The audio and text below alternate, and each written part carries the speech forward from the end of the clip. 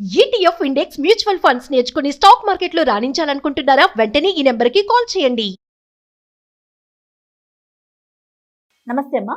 నమస్తే అమ్మా. కత్తి చెయ్యలేని పని కలం చేస్తుందంటారు. అవును, ఇప్పుడు ఈ రోజుల్లో కలం కత్తి కన్నా కలం బలమైంది అంటే బలమైంది. చెప్తాం కదా. మాట చేయగలుగుతుందంటారు. అవును, దీన్ని మనం ఎలా తీసుకోవాలమ్మా?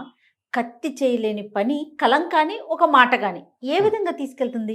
కలం అంటే రాసింది, ఆ, మాట అంటే నోటితోనది, రెండు ఒకటే కదా, మాటే కదా. అంతే. అంటే భాష అన్నది ఉన్నట్టయితే చాలా మంచి పని చేస్తుందమ్మా.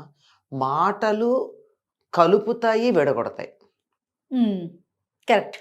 బంధాలు కానీ అనుబంధాలు కానీ రాజ్యాలను కానీ కలపగలిగింది, విడగొట్టగలిగింది మాటే. రాజ్యాలని కూడా కలిపినటువంటి మాటలు ఉన్నాయి, రాజ్యాలను విడగొట్టగలిగినటువంటి మాటలు ఉన్నాయి.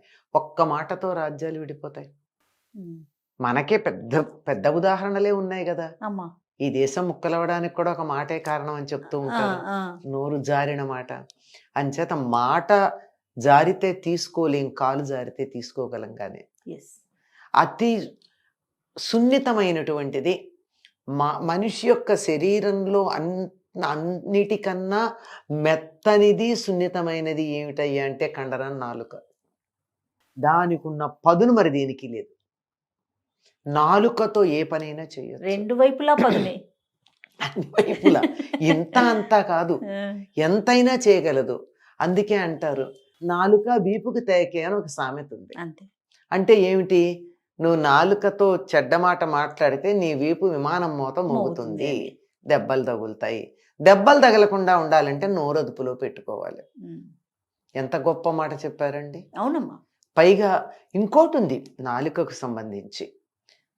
వాడు పాపం ఎక్కడికో వెడుతున్నాడు, ఎట్లా బతుకుతాడో వాడు అంటే, నోట్లో నాలుకుందిలే అమ్మా అంటారు. నోట్లో నాలుక లేనివాడు అని కూడా అంటారు.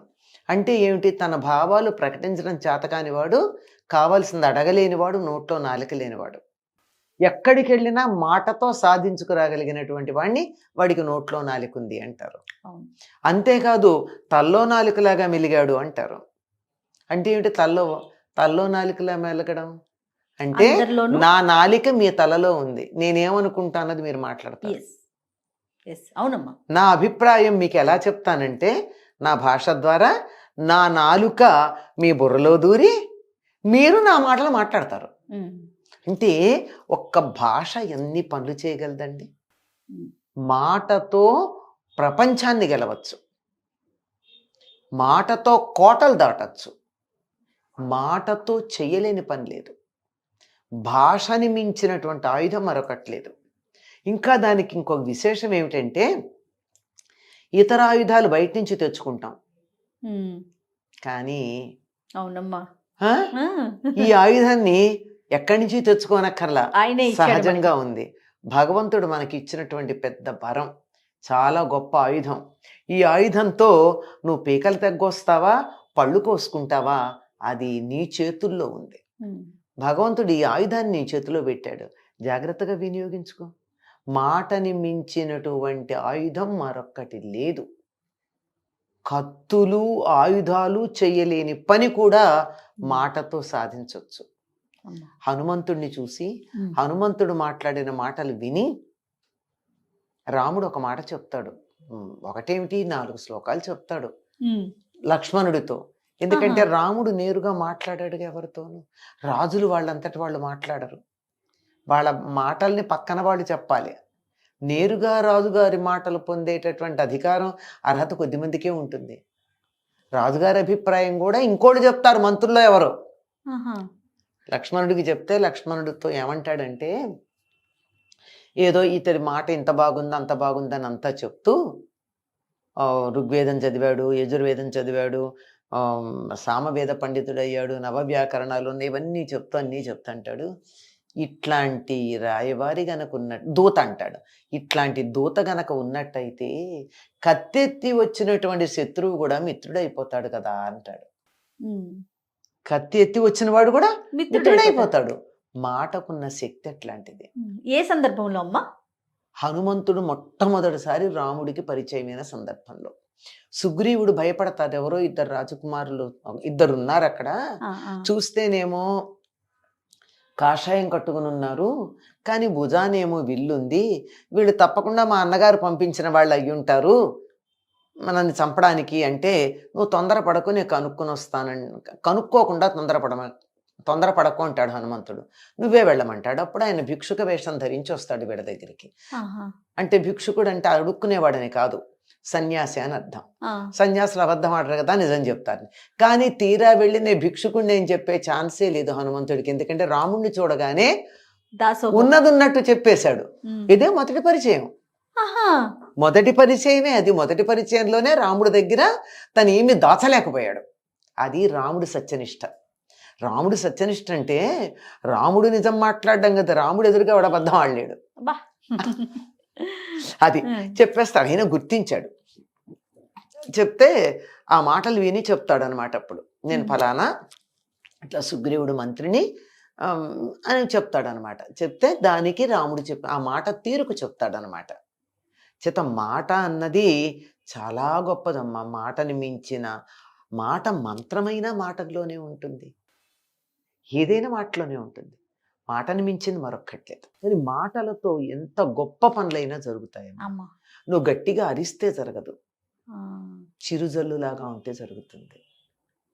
ఎందుకంటే నేను అది చేస్తా ఇది చేస్తా అని ఆర్భాటంగా పలికావనుకో, ఆర్భాటంగా పలికితే పని జరుగుతుందా? లేదు. ఆర్భాటం కాదు అక్కడ కావాల్సింది, చల్లని చిరుజల్లు లాంటి మాట ఉండాలి.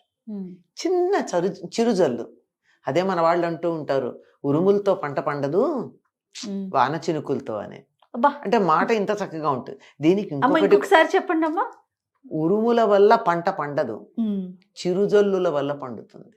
చినుకులు ఇలా జిల్లుగు పడిందంటే చల్లని మాటకు పండుతుందే తప్ప ఊరికి కత్తిపుచ్చుకుని వెళ్ళి పంట పండు అంటే పంట పండుతుందా అండి? నీళ్లు చల్లితే పంట పండుతుంది.